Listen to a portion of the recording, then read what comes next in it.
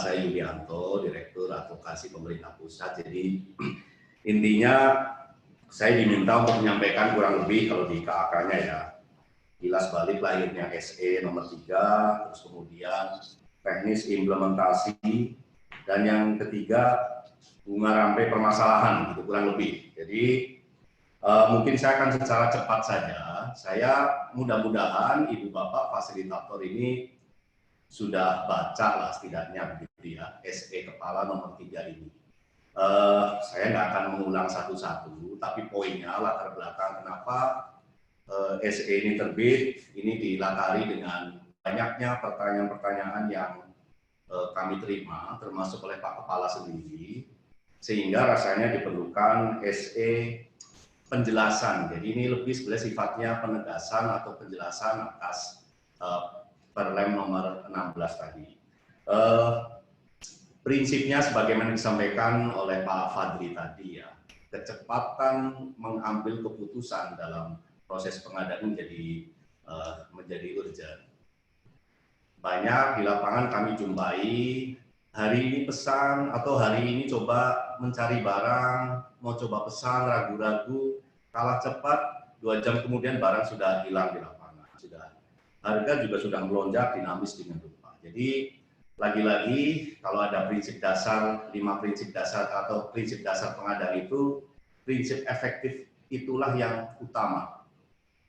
Akuntabilitas sambil jalan, begitu kurang lebih, nanti kita bicarakan.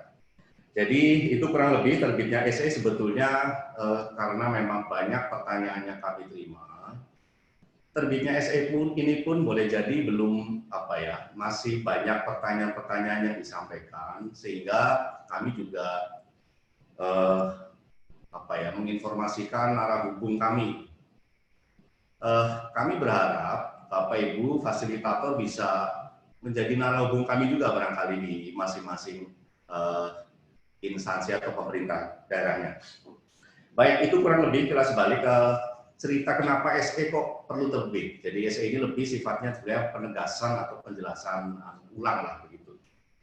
Baik, saya ingin rasanya saya perlu menyampaikan kondisi di lapangan karena lagi-lagi pengambilan keputusan ini sangat dipengaruhi oleh bagaimana situasi di lapangannya.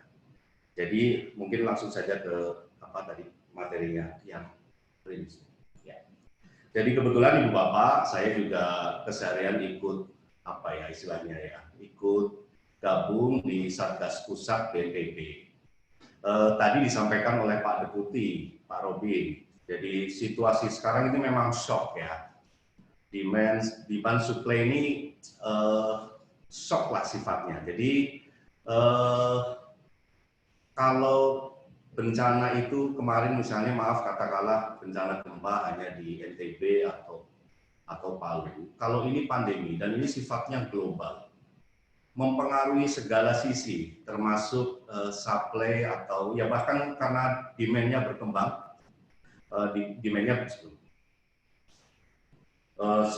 berkembang sedemikian cepat, maka supply ini tidak bisa mengakomodir semua kebutuhan di lapangan di dunia.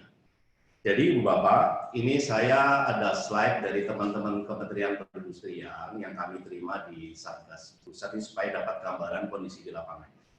Jadi sebetulnya isu-isu yang paling utama ini adalah bagaimana bahan atau material yang khususnya pendukung tenaga medis di lapangan ini harus siap. Dokter, perawat, dan piranti-pirantinya itu harus siap dengan alat atau salah satunya APD misalnya.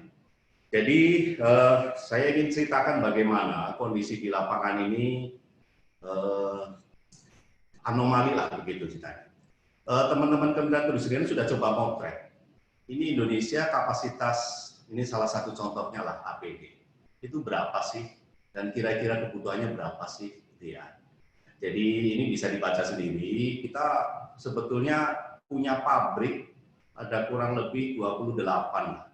Coba ini saya cepat saja ke halaman halaman terus. Saya ingin sampai ke nanti terus. Ya, stop sini. Jadi ini kita juga punya data-data sebetulnya produsen di lapangan yang siap memproduksi APD. Ada sekitar 28-an lah, itu kurang lebih. Nanti APD ini begini Pak, pabrik-pabrik di lapangan ini dialah yang katakanlah menjahit, kemudian mendistribusikan. Kritikalnya bukan di sini Pak, kritikal produk APD ini ada di bahan bakunya. Jadi Bapak Ibu, bahan baku APD ini di dunia nih bahkan ya, infonya ini ada ketergantungan hanya bahan baku dari Korea Selatan dan mungkin sebagian kecil dari Cina yang dianggap bagus. Sehingga negara-negara dunia di seluruh dunia hampir semuanya melirik ke Korea Selatan sana. Coba saya ingin beri kita keluar buka berita yang terkini.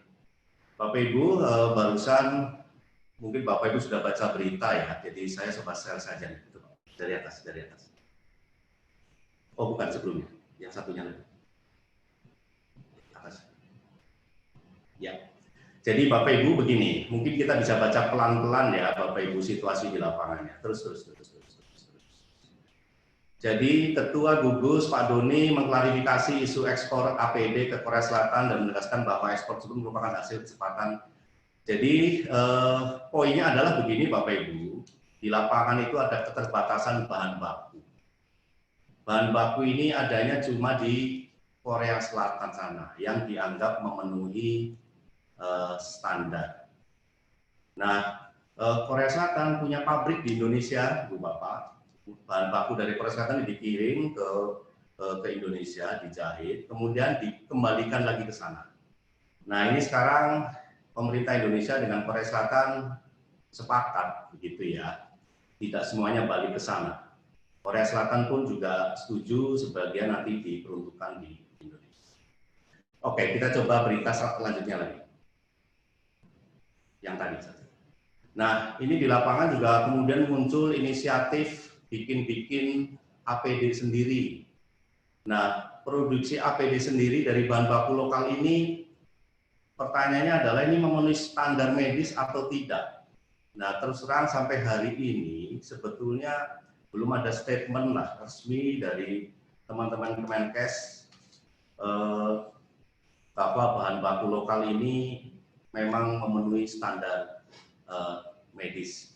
Jadi ini tidak hanya di Indonesia, di seluruh dunia ini juga para pakar sedang mikirin bagaimana kira-kira bahan baku ini bisa menjawab kebutuhan yang melonjak ini. Bapak Ibu, itu kurang lebih gambaran-gambaran di lapangan yang antara supply dan demand ini memang terjadi intinya terjadi anomali begitu kurang lebih. Dan tentu itu akan berdampak terhadap bagaimana kita atau bagaimana ada pertanyaan banyak terkait dengan ini harganya wajar apa tidak dan seterusnya. Jadi Ibu Bapak boleh kembali ke slide yang awal tadi. Yes. Jadi intinya Ibu Bapak terus saja. Prinsipnya adalah ya tidak boleh ini. Prinsipnya adalah cepat mengambil keputusan. Telat kita mengambil keputusan pesan, maka kita khawatir APD di lapangan juga tidak bisa terpenuhi sebagaimana yang dibutuhkan. Kecepatan mengambil keputusan ini menjadi penting. Terus kedua begini, terkait dengan harga, kami mengasumsikan bahwa yang paling tahu harga adalah penyedia. Ini kenapa tidak perlu ada HPS dan segala macam.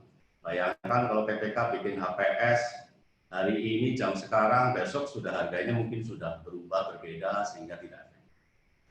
Harga ini sepenuhnya kami mengasumsikan tanggung jawab si penyedia. Itu. Bagaimana menilai kewajaran? Maka kami meminta penyedia sambil jalan, ini proses akuntabilitasnya lah, menyiapkan detail-detail analisa atau pembentuk harganya. Jadi di BNPB Pusat kemarin kami meminta teman-teman penyedia menceritakan angka-angka ini dari mana sih, begitu kurang lebih. Kalau di teman-teman konstruksi barangkali sudah maklum, sudah biasa dengan istilah analisa harga satuan. Ada bahan, ada upah, ada alat, dan lain-lain. Ya, kurang lebih seperti itulah. Informasi-informasi itulah yang perlu teman-teman penyedia menyiapkan untuk kemudian diaudit. Begitu kurang lebih. Dalam beberapa kali kami rapat dengan teman-teman BPKP, intinya harga katakanlah APD yang biasanya cuma 200.000 kok ini menjadi 2 juta. Ini wajar atau tidak? Nah, beberapa kali kami diskusi dengan teman-teman BPKP Pusat, intinya begini, bahwa rincian-rincian analisa pembentuk harga tadi, prinsipnya rasional atau tidak. Rasional atau tidak. Jadi, Ibu Bapak, teman-teman BPKP kemarin sih menyampaikan bukan angka terakhirnya yang dipegang, tetapi apakah memang rincian analisa pembentuk harga tadi rasional atau tidak.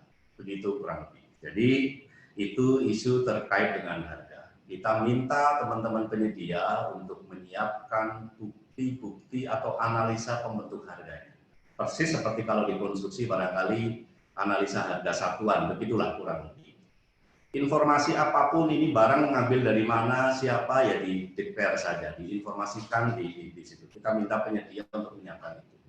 Case kemarin kita di BNPB Pusat, penyedia bersedia menjelaskan itu, ini barang ini ngambil dari Korea Selatan, harganya segini, dan seterusnya, dan itu bisa di cross check lah intinya.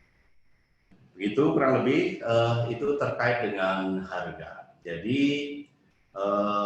prinsipnya rasional atau tidak kira-kira angka-angka pembentuk harganya tadi. Itu yang nanti dalam proses audit barangkali bisa dinilai lebih lanjut oleh teman-teman auditor.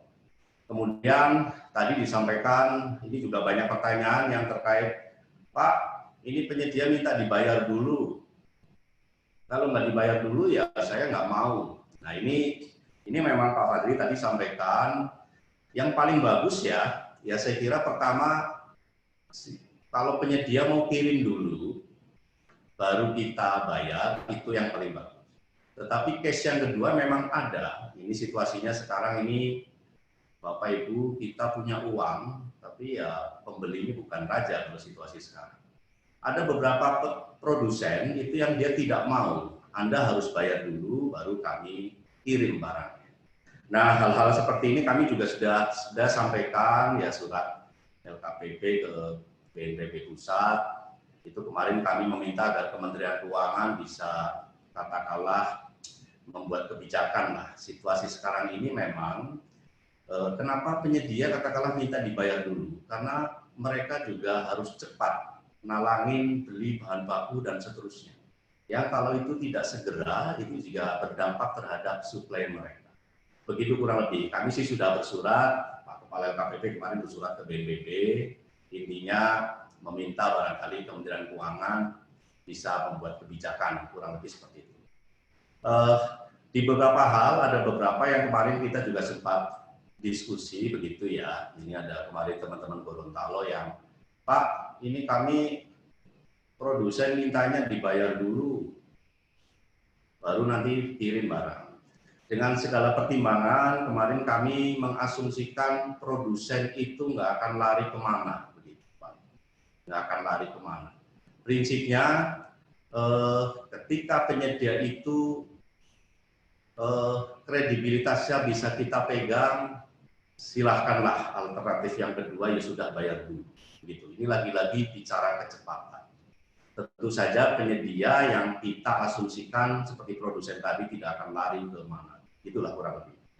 Jadi itu terkait dengan isu pembayaran. Kemudian memang kami juga terima banyak pertanyaan-pertanyaan terkait yang seperti Pak Fadri sampaikan ya, identifikasi kebutuhan. Ini mumpung lagi kondisi darurat, ada yang coba pengadaan misalnya kemarin apa ya, laptop atau apa begitu ya, pakai SE ini bisa atau tidak. Ya intinya sebetulnya identifikasi kebutuhan ini sebenarnya butuhnya mendesak atau tidak, itu yang saya kira justifikasinya ada di PA atau KP. Ada beberapa yang kami kemudian kemarin juga dengan rumah sakit RSPI misalnya, Pak kami segera ini ruang medis, ruang bedah ini harus segera direnovasi. Bisa nggak Pak ya?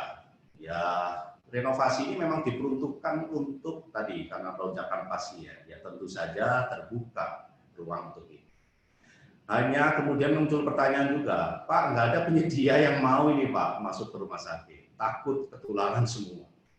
Nah ini yang kemudian diskusinya juga mengalir lagi, wah bisa nggak ya kira-kira pakai seni angkatan darat gitu, ABRI begitu, dialah yang merenovasi, itu yang kemudian mungkin mereka sedang coba. Atau yang kedua, barangkali ada kontraktor yang mau begitu, ya tentu saja dengan apa ya, konon katanya minta dibayar mahal ya. Ini karena memang ya mungkin analoginya seperti tukang-tukang yang ngerjain di gedung-gedung tinggi atau di bawah laut, itu bayarannya kan mahal karena risikonya.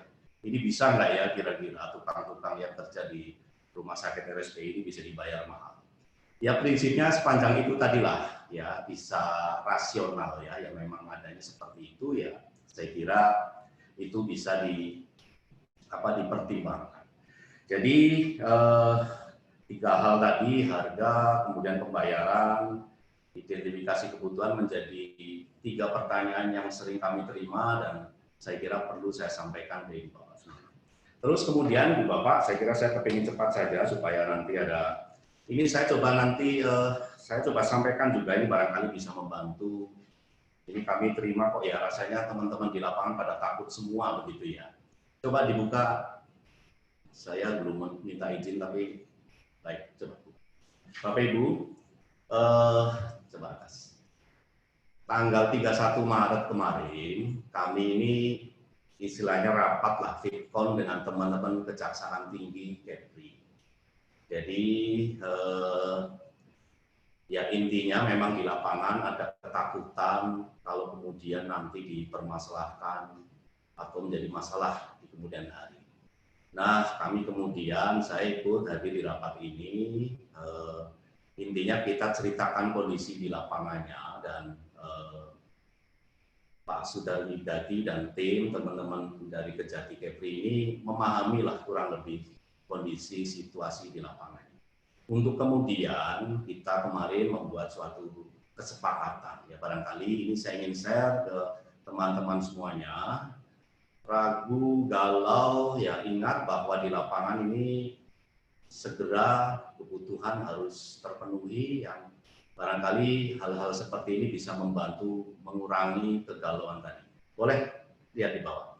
Ini narasi ini dibuat oleh teman-teman jaksa, ya biasa kalau mereka penuntut bahasanya bahasa hukum, tapi ya rasanya kok bagus menurut saya. Begini, nomor satu, proses pengadaan barang jasa dalam keadaan harus berpedoman pada Peraturan KP nomor 13, SE, dan seterusnya. Nah yang kedua ini yang menarik ya menurut saya, kedua dan ketiga. Apabila terdapat kemahalan harga dalam pengadaan barang jasa, tidak serta-merta dipandang sebagai perbuatan tindak pidana korupsi. Ini bacanya harus satu tarikan nafas. Tidak dipandang sebagai perbuatan tindak pidana korupsi apabila tidak terdapat kerugian negara yang nyata dan masih lanjut ya dari akibat niat jahat. Pegawai negeri, penyelenggara negara tidak mendapat keuntungan dan kepentingan umum tetap terlayani. Jadi prinsipnya tidak ada cashback di situ. Terus ketiga, apabila terdapat penyimpangan prosedur yang dilakukan dalam pengadaan barang jasa tidak serta-merta dipandang sebagai perbuatan penyimpangan yang mengakibatkan penyedia barang jasa tidak berhak untuk mendapat keuntungan kecuali apabila penyimpangan tersebut dilakukan dengan niat jahat. Jadi ujungnya sebetulnya ada di niat jahat atau kita niat baik. Bapak Ibu, ini rasanya juga perlu kami sampaikan atau kami bantulah Bapak Ibu sampaikan ke teman-teman PPK di lapangan. Tolong dokumentasikan atau tadi ya, yang namanya niat baik. Bahasanya pengadaan untuk mendukung corona ini kan rasanya teman-teman di lapangan banyak yang betul niat baik. Berniat baik ini kalau bisa Ibu Bapak, dokumentasikanlah hal-hal pembahasan rapat-rapat sebelumnya, termasuk bahkan kalau komunikasi di WA ya di screenshot saja, didokumentasikan. Hal-hal ini mudah-mudahan menjadi petunjuk kita atau di lapangan nanti bahwa kita memang tidak ada niat apa-apa. Jadi mendokumentasikan bahkan termasuk ketika PPK mau pesan ke penyedia minta harga sekian, PPK sudah coba nego misalnya begitu ya sambil jalan begitu, ya hal-hal seperti itu didokumentasikanlah. Maka dokumentasi ini menjadi alat atau tadi ya untuk menjawab akuntabilitas. Jadi Ibu Bapak, kami berharap betul, ya ini pertama ya memang tentu saja teman-teman di lapangan harus komit, tidak ada yang namanya mau coba main-main. Karena begitu coba main-main ya repot rasanya. Kalau niat kita baik, sekali lagi dokumentasikanlah apa-apa yang sudah Bapak, Ibu, teman-teman PPK di lapangan coba bicarakan, komunikasikan dengan teman-teman penyedia dan seterusnya. Termasuk meminta katakanlah pendapat, ya seperti hal berita acara seperti inilah. Jadi kami pun tetap mendukung, coba dibawa. Ini nama-namanya juga Pak Aris kemarin setahu saya juga sudah tanda tangan dan seterusnya. Ibu Bapak, saya kira itu saja yang bisa saya sampaikan. Mudah-mudahan belum sampai 30 menit selesai begitulah ya. Tapi intinya sekali lagi pertama niat baik kita, yang kedua tentu kesegeraan atau kecepatan mengambil keputusan itu menjadi sesuatu yang penting. Ibu Bapak, kemarin ada pertanyaan begini juga, ini mumpung ada, bisa nggak kira-kira ini ada pertanyaan ini kalau seperti statementnya Pak Presiden kemarin, rumah sakit pembangunan rumah sakit di Galang sana ya. Bahasanya begini Pak, ini sudah hampir 1 triliun anggaran habis sebetulnya untuk bangun di sana. Tapi bahasa Pak Presiden adalah, kalaupun toh ini dan begini, saya tidak berharap rumah sakit ini dipakai, tetapi tujuannya adalah untuk menyiapkan semua antisipasi. Jadi walaupun rumah sakit itu nggak terpakai, tapi tujuan mengantisipasi lonjakan ini menjadi bahasanya prinsip efektivitas juga yang harus kita tangkap. Ibu Bapak, saya kira ini yang bisa saya sampaikan. Jadi mudah-mudahan ya Ibu Bapak semua bisa membantu kami menyampaikan ke teman-teman di lapangan. Ya tentu saja kami bisa tetaplah membuka ruang untuk berkoordinasi lebih lanjut. Saya kira itu. Terima kasih Pak Tri, Mas Tri. Waktu dan tempat kami kembalikan. Baik, terima kasih Pak Direktur. Mohon izin sedikit menggali sebentar Pak Direktur. Pasca ditetapkan sebagai keadaan tertentu ini ya, terus kemudian LKPP melakukan pendampingan, apakah